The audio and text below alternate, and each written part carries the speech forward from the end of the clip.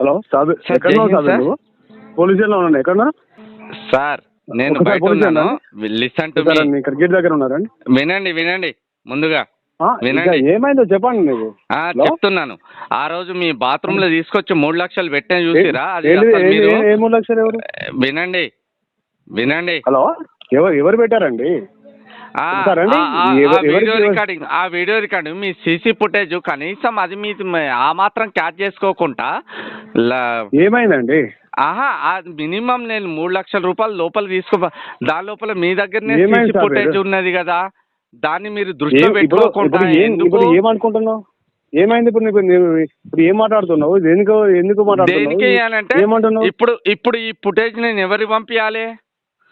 ఎవరి ఫుటేజ్ ఎవరికి పంపిస్తావు? నేను మీకు 3 లక్షల రూపాయలు ఇచ్చినటువంటి అంశము వినండి. ఇప్పుడు మీడియాకి డిస్ప్లే చేయాలా? ఒకసారి అండి, ఒకసారి ఎందుకు వస్తా? అది కాదు సార్, వేరే ఇప్పుడు ఏం మాట్లాడుతున్నావు? ఏమైంది?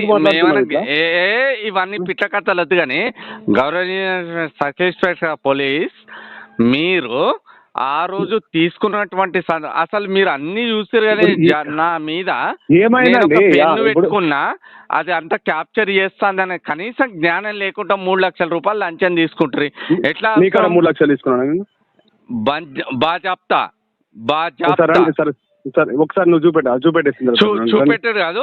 ఇప్పుడు నేను మీడియాకి రిలీజ్ చేస్తున్నా. నేను మీ బాత్రూమ్ ఏమైందో చెప్పరండి. ఇవన్నీ కాదు రవిభాయ్, ఇవన్నీ కాదు.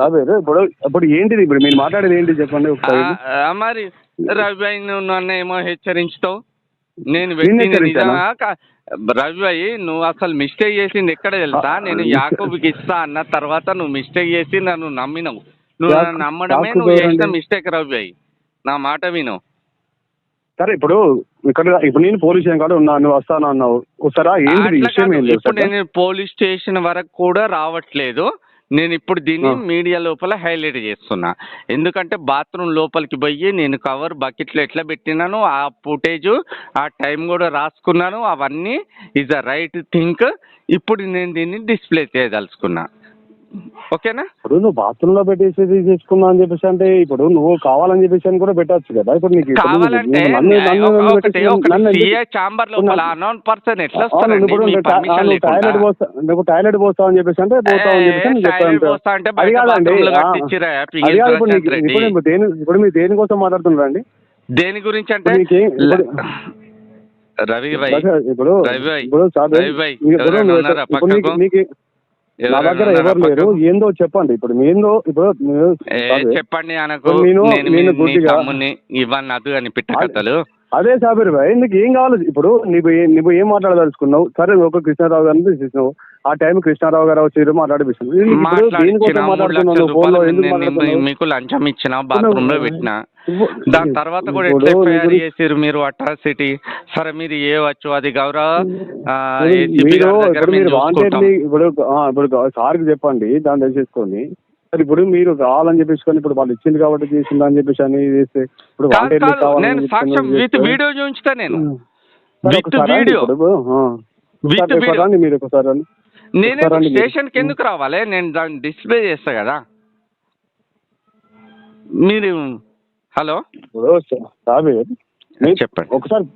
ఇప్పుడు నువ్వు డిస్ప్లే చేస్తావా అని చెప్పేసి, నువ్వు దేనికోసం వచ్చినావా, నువ్వు ఎక్కడికి వచ్చినావా, నువ్వు దేనికోసం పోయినావా అని చెప్పేసి అది కాదు కదా ముచ్చట. ఇప్పుడు నువ్వు ఎందుకోసం కేసు చేసినావు అని చెప్పేసి కేసు పిటిషన్ ఇస్తే కేసు చేస్తావు. ఇప్పుడు నువ్వు ఇచ్చిన పిటిషన్ కేసు చేస్తావు. కేసు చేసిన తర్వాత నువ్వు బాత్రూమ్ వచ్చేసిన బాత్రూమ్ పోదాం అని చెప్పేసి దాన్ని పెట్టుకొని నువ్వు థర్డ్ పర్సన్ కు ఉచ్చబోసే అంత అధికారం ఉన్నదా?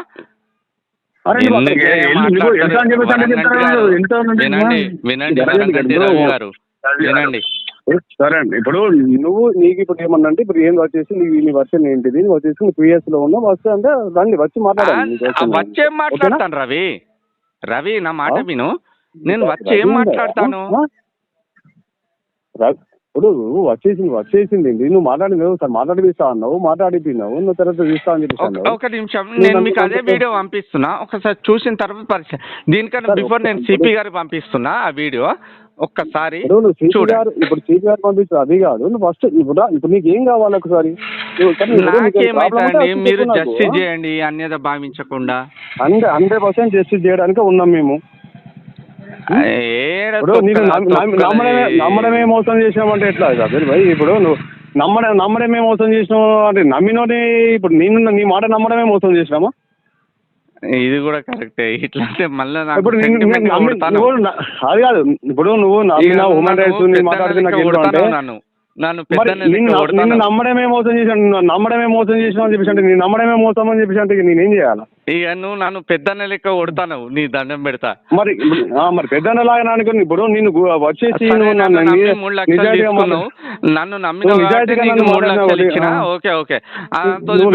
నువ్వు నాకు వచ్చి ఎల్పి తీసుకున్నావు, నువ్వు ఎల్పి తీసేసుకున్న తర్వాత నన్ను ఇవాళ నువ్వు ఫోన్ చేసుకుని మళ్ళీ మీరు ఇట్లా అమ్మతోడు వరంగట్టి రవి గారు, ఐ విల్ ప్రామిస్ యూ. ఇప్పుడు నువ్వు ఒకసారి నేను ఇక్కడ ఉన్నా నీకోసం వచ్చి ఇప్పుడు రమణ వచ్చినా అని చెప్పి ఇటు ఉన్నాను. ఇప్పుడు నీకు ఏం అన్యాయం జరిగింది? నువ్వు ఎందుకు ఇట్లా మాట్లాడుతున్నావు? దాని తర్వాత ఎట్లా ఎఫ్ఐఆర్ చేస్తారండి మీరు? మీరు ఇప్పుడు ఎఫ్ఐఆర్ అనేది ఎవరు ఇచ్చారు, ఎవరు చేశారు అని చెప్పేసి నీకు చెప్తాను. నేను ఇక్కడ ఉన్నాను, మీరు వస్తే నేను మాట్లాడతాను మీతో. అబ్బో ఆడికి వచ్చినాక గుద్దబో కిరేదేంగ నీకా మీ గుద్దబొక్క మీ ఎందుకు ఎరుకొడతామండి? ఇవన్నీ తీసుకొని మిమ్మల్ని కొట్టడానికి ఉండదు. మీరు ఇప్పుడు దేనికోసం వచ్చి మాట్లాడారు, ఏం మాట్లాడుతున్నారు, దానికోసం ఆ రోజు వేసుకొని ఏం మాట్లాడారు? నన్ను నమ్మడం కాదండి. ఇప్పుడు నిన్ను నమ్మడమే మోసం చేసినా అని చెప్పేసి అంటే ఇప్పుడు నువ్వు మాట్లాడిన కదా తమ్ముని మోసం చేసినట్టు కాదా? నేను 3